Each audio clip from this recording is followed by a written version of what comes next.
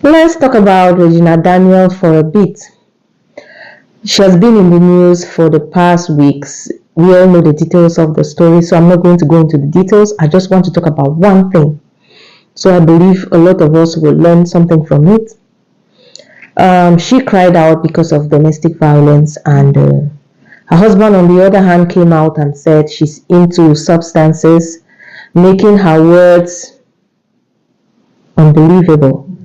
So that's to discredit her. And we all know that most times women do not just leave when you make a single mistake. Before they gather the courage to leave, you would have done something maybe a couple of times. And maybe that is to teach you a lesson or because they are really tired. So I strongly believe that Regina Daniels is right.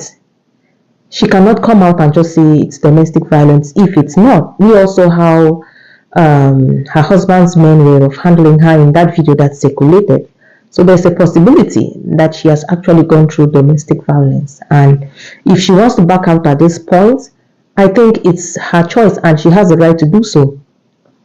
So what I want to say, and I want to commend Regina Daniels, is for crying out. You know, a lot of women, they go through this domestic violence, but they are unable to talk because they don't want people to find out what they are going through. And like I said, this is just to back what I said initially, that she must have forgiven her husband a good number of times for this, and at this particular time is the straw that broke the camel's back, and she decided to leave. So I commend her for coming out. You know, despite all odds, she knows people are going to laugh at her. You know, she's a public figure. And when she got married to her husband, a lot of people laughed at her and said she was getting married to an old man.